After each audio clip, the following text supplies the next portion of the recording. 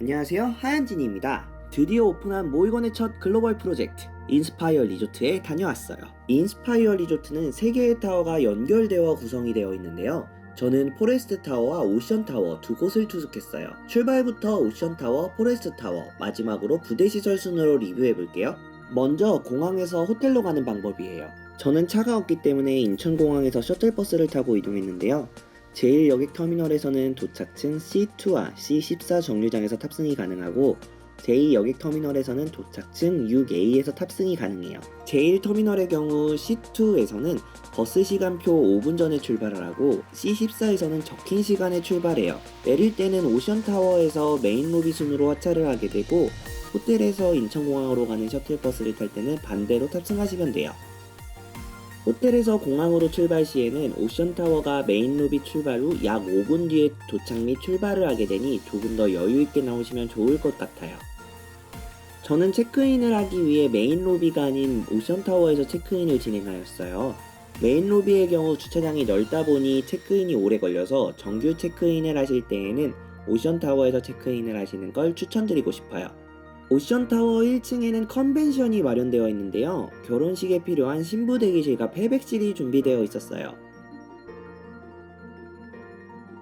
앞에 보이는 문들이 다 컨벤션의 홀인데요. 정말 많죠? 가장 큰 인스파이어 홀은 정말 크다라는 말이 절로 나올 정도로 넓었어요. 객실 내부 복도는 내부 인테리어에 비해 많이 톤이 다운된 모습이었어요. 오션타워의 객실의 인테리어는 정말 깔끔했어요. 화장실도 베이지색 인테리어를 통해 정말 깔끔했고 비데는 사람을 인식해서 자동으로 켜지고 물이 내려가는 시스템이었어요. 홈페이지에서는 주황빛의 화려한 모습이었는데 내부로 들어와 보니 모던한 인테리어의 모습이었어요. 바디워시는 라리크 어메니티였는데요. 향이 정말 좋았어요. 옷장은 옷을 여러 벌 놓아도 충분할 정도로 넓었고 슬리퍼도 아래 준비되어 있었어요. 슬리퍼 또한 정말 푹신했어요.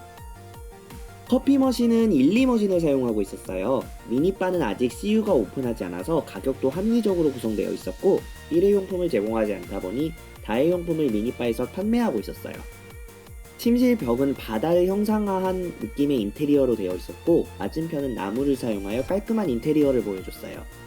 저는 가장 저렴한 객실인 마운틴뷰를 예약했는데요. 오션타워의 마운틴뷰가 제일 처참한 것 같아요. 밑에는 공조기가 돌아가고 있어서 11층을 받은 저는 그나마 괜찮았지만 저층의 경우 완벽한 공조기 뷰다 보니 정말 커튼을 하루 종일 쳐야 할 뷰였어요. 오로라는 인스파이어의 카지노와 아레나가 연결되어 있는 정말 이쁜 식당가예요. 모든 면에 LED를 활용하여 매번 다양한 풍경을 통해 아름다운 모습을 연출해줘요.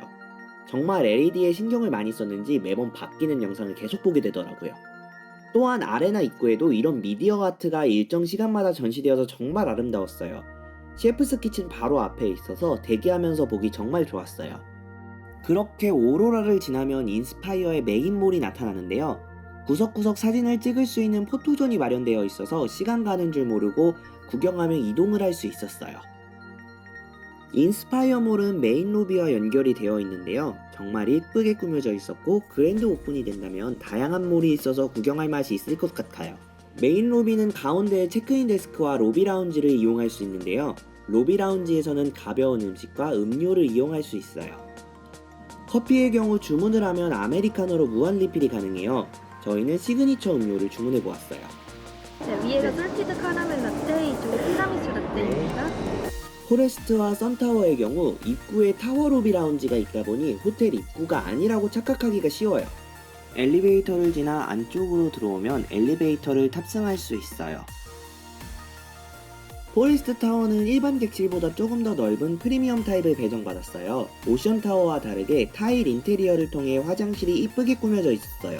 또한 화장실의 경우 자동식이 아닌 수동으로 내리는 방식이었고 어메니티는 산타 노벨리아를 사용하고 있었어요. 원래는 아쿠아디 파르마를 사용하는데 저희 방은 이날 잘못 어메니티가 투입되었더라고요. 포레스트 타워의 마운틴 뷰는 주차장과 입구가 잘 보이는 뷰였어요. 이건 맞은편 객실인데요. 고층의 오션뷰라면 이렇게 탁 트인 영종도의 바다를 감상할 수 있었어요. 인눈다이님은 가격에 비해 양이 매우 적다라는 느낌을 받았어요. 하지만 배달은 정말 빨랐고 호박 스프가 특히 맛있었어요. 조식은 풀 뷔페인 셰프스 키친과 세미뷔페인 가드스팜 카페 두 가지가 준비가 되어 있었어요. 먼저 셰프스 키친 조식인데요. 아침부터 한맥 맥주가 무제한으로 이용이 가능했어요. 탄산음료와 커피 머신도 이용이 가능하고 주스와 아이들을 위한 바나나 우유도 준비가 되어 있었어요. 대체적으로 메뉴는 동일하지만 특이한 메뉴를 보자면 딘섬이 5가지로 준비가 되어 있었고요. 또한 차슈와 오트밀도 준비가 되어 있었고 에그 스테이션은 오더메이드가 아닌 게 조금 아쉬웠어요. JW 메리어트 동대문과 같이 삼겹살도 즉석에서 바로 구워주셨어요. 한식도 충실하게 준비가 되어 있어서 오랜만에 정말 다양하고 맛있게 먹었던 조식이었어요. 이번에는 가든스팜 카페 조식이에요. 음료는 오더메이드로 주문 방식이었어요. 3가지 단품 메뉴를 주문하여 세미 뷔페를 이용하는 방식이었어요. 과일은 셰프스 키친보다 좀 더 비싼 과일이 준비되어 있었어요. 샐러드는 DIY 방식이고 절임 야채도 많았어요. 그런데 빵을 데우는 오븐이 있다 보니 빵식을 좋아하신다면 셰프스 키친보다는 가든스팜 카페가 더욱 좋을 것 같아요. 스플래시 베이는 현재 투숙객만 무료로 이용이 가능한데요. 리셉션에서 수건과 구명조끼가 대여 가능해요. 사물함은 키 방식이 아닌 전자패드 방식이었어요. 탈의실은 화장실에 작게 마련되어 있어서 객실에서 환복 후 오시는 걸 추천드리고 싶어요. 또한 샤워실이 없어서 가볍게 물로 헹군 뒤 객실에서 샤워해야 해요. 워터 슬라이드의 경우 3층에서 이용이 가능했지만 현재 소프트 오픈이라 운영하지 않았어요. 1층에서는 유스풀과 키즈풀로 이용이 가능했어요. 키즈풀 주변으로는 썬베드가 놓여 있었고 바로 뒤 식당에서는 한강에서 먹던 즉석 라면만 주문이 가능했어요.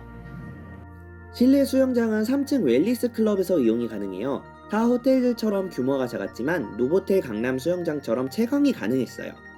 주변에 썬베드는 많이 놓여 있었고 탈의실과 샤워장 및 건식 사우나는 화장실에서 함께 이용이 가능했어요. 입구에 인바디와 혈압 측정기가 있었어요. 작은 전자식 사물함과 수건 및 물도 이용이 가능했어요. 유산소 기구는 바이크와 러닝머신, 로잉머신 등이 준비가 되어 있었어요. 가운데에는 다양한 근력 운동 머신들이 준비가 되어 있었고 끝쪽에는 스미스 머신과 덤벨도 준비가 되어 있었어요. 야외 디스커버리 파크에는 놀이터와 산책로가 준비가 되어 있었어요. 놀이터는 생각보다 규모가 커서 스플래시 베이 가기 전 여기서 놀아도 참 좋을 것 같아요. 미끄럼틀의 경우 성인이 타도 정말 스릴 있고 재밌었어요. 야 이거 뭔가 우와 디스커버리 파크는 완공이 된다면 바도 함께 운영을 할 예정이라고 해요. 아직 겨울이다 보니 황량하다라는 느낌이 들지만 봄이 되면 푸른 잔디와 꽃들이 반겨준다고 생각하니 정말 기대가 되었어요. 꼭대기에 올라오면 한눈에 영종도 바다가 들어와서 산책하기 정말 좋은 것이었어요. 마지막으로 총평을 해볼게요. 아직 소프트 오픈이다 보니 완벽한 판단이 어렵지만 제가 느낀 것 위주로 평가를 진행해볼게요. 첫 번째로 컨벤션이나 결혼식을 이용하지 않는다면 포레스트 타워와 선타워 투숙을 추천드리고 싶어요. 저렴한 부대 시설이 인스파이어 몰에 위치하고 있고 오로라의 경우 정말 높은 금액대의 식당이 있어서 이용하기가 쉽지 않아요. 특히 오션타워의 경우 스플리시 베이와 웰리스 클럽을 이용하려면 10분 이상 걸어야 하다 보니 수영복을 입고 움직이기가 쉽지 않아요. 두 번째는 처음으로 리조트다운 리조트가 한국에 오픈했다는 점이에요. 우리나라 호텔들은 인력을 아끼다 보니 컨시어지 서비스가 동남아 리조트에 비해 정말 약한 편인데 인스파이어의 경우 1:1 마크를 할 수 있을 정도로 많은 인원이 준비가 되어 있었어요. 세 번째는 일회용품을 주지 않는다는 점이에요. 제가 방문했을 때에는 메일이나 문자로 일회용품 미제공 공지를 해주지 않았어요. 아직 CU가 오픈하지 않았고 주변에 아무것도 없는 상황이다 보니 정말 당황스러웠어요. 만약 자차가 없다면 10,000원을 주고 칫솔 세트를 구매해야 해요. CU 오픈 전까지는 무상으로 지급하거나 저렴하게 판매해야 할 것 같아요. 네 번째는 수용력의 한계가 명확해요. 셰프스 키친과 가든스팜 카페의 경우 수용 인원이 적고 주병을 확장하여 사용할 수 있는 업장이 없어요. 저도 8시에 내려갔는데 9시까지 대기를 해야 했고 그 이후에 온 분들은 셰프스 키친 조식을 이용하지 못해서 강제로 가든스팜 카페 조식을 이용하셨어요. 사업장도 마찬가지이고 소프트 오픈 기간 동안 푸드코너도 오픈되지 않는 상태다 보니 정말 불편했어요. 또한 웰리스 클럽도 1200객실이라는 수용력에 비해 정말 아담했고 스플리시 베이의 경우 이걸 워터파크라고 할 수 있을까라는 의심이 들 정도로 작았어요. 아직 오픈하지 못한 슬라이드까지 오픈한다 해도 1200객실의 인원을 과연 이 크기로 수용할 수 있을까라는 의구심이 들었어요. 다섯 번째는 세부적인 디테일이 떨어져요. 인룸 컨트롤 패드가 느린 것은 말할 것도 없고 실내 온도 조작도 매우 불편했어요.